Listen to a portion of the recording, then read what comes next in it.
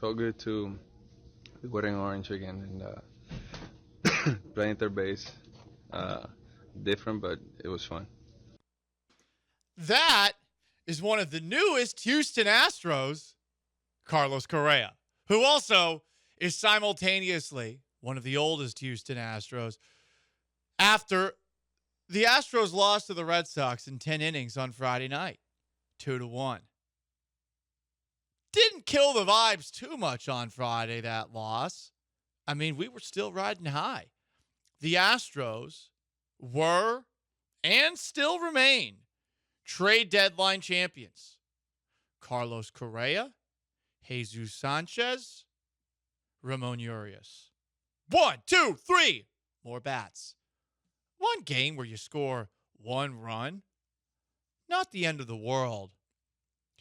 And then the rest of the weekend happened, and God did not will this. Reality did.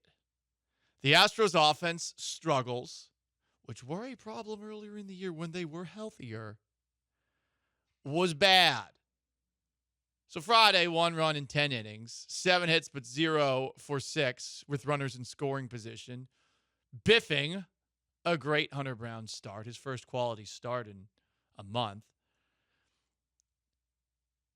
Saturday, 2 for 11 with runners in scoring position. 14 men left on base despite 14 hits. All but one of those hits were single. And on top of that, you had some base running issues. And then Sunday, 3 total hits. One of them a Carlos Correa homer. 5 to 9 in the order is 0 for 14. So that offense, or lack thereof, gives the Astros 1, 2, 3 via a sweep. 15 losses in their last 22 games. 8 losses in their last 10. 5 series losses in their last 7 series. And you take a look at the American League West standings, the Mariners are now just 2.5 games back. They are one sweep of another team, and you getting swept by a Marlins team that's playing pretty well, just swept the Yankees for the first time in regular season history. Things are a little bit dicey. And I'm ready to press the button. The vibes, which were immaculate on Friday, we had such a fun time leading up to Friday night's game. The vibes are bad. Hit it. Bad vibes alert, man. Bad vibes alert, man. And I mean, that shouldn't happen 3 days after winning the trade deadline. But they're bad. The vibes are back to being bad after 3 days. So now I got to ask a difficult question. Going forward for today's show, do I need to be panic man? Do I need to put the mask back on and freak out about all the issues the Astros are having? Or are we going to go back to our Nicolas Cage freakout scale, 1 through 5, where we at? I am choosing to go with the latter. I could do it impromptu, panic man at some point during the show, but I am choosing the latter. And 1 through 5, Astros panic meter, we're not at a 1. We're not at a 2. We're at a 3.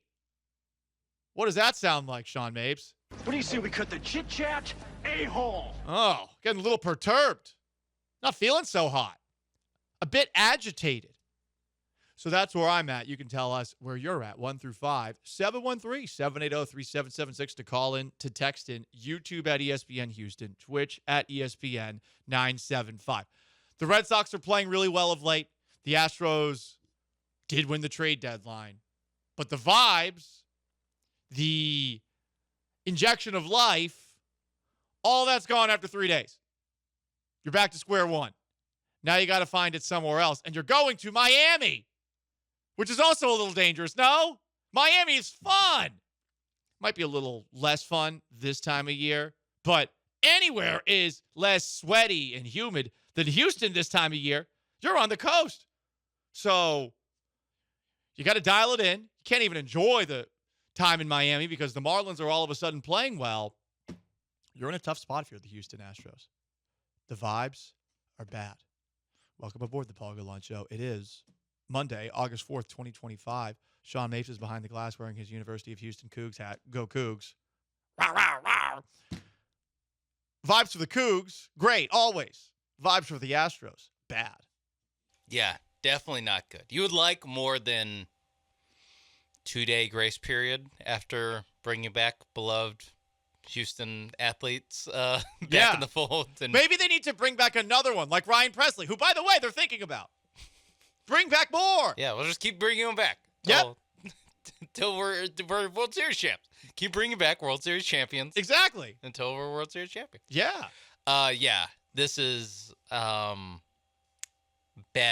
The offense still being what the offense has been for most of the season, really, other than a stretch in June, or basically all of June. The offense has kind of been the Achilles heel of, like, you can get good start. Now, you didn't get a good start from Framber Valdez, but you can get a good start from Hunter Brown, and it doesn't matter because you just can't score on Criswell or whatever this guy's name is. Yeah, I don't even know some jabroni that Apple Plus was like, he's going toe-to-toe with Hunter Brown. How about this guy? Apple TV. It was a tough weekend to watch the Astros. Yeah. What Roku at 10:30? I was still in bed. I didn't even try. I mean, didn't even try. And then I got a lot live alerts, and I saw they're down 6-1. I'm like, I did too, and it was because Framber had a meltdown inning. Framber was pretty good, other than that inning. He said afterwards, "Yeah, I thought my stuff was good," as all pitchers do, through his translator. But he had a meltdown inning, and it was a vintage Framber meltdown inning, and we'll talk about that a little bit more in the next segment. 713-780-377, text to call to text. From the 346, Josh from Philly. Is this Josh Innes? Despite Carlos's home run the other day, he's just as washed as Nick Chubb for us in Houston. A quick glimpse of the old you, but ain't getting much out of the current you. I don't know about that. He had a nice throw from third base. He had 2 hits on Saturday, so I don't buy that at all. In fact, he was the only guy who scored a run for the Astros. He did, right, exactly. Like everyone else on this offense is worse than him. I'm not coming out of this weekend saying Carlos Correa looks washed. I did think he looked haggard in Minnesota, and he definitely looks a lot older. That's what being up in that frozen, god-awful town and city and area will do to you, where Tim Walz is running the show, and you got riots everywhere every 5 seconds. But to bring it back to Carlos, I'm actually optimistic about Carlos because I saw this little tidbit. First off, Minnesota apparently got rid of their entire major league hitting staff this winter. And also, Alex Cintrone, Astros hitting coach, wrote Correa a long message about his swing mechanics. I guess it was ready to go as soon as the trade deadline happened. Cintrone and Correa have always been close. I feel like the Astros will have a better approach than the Twins. I think Carlos Correa will be solid for the Astros. I do not expect great.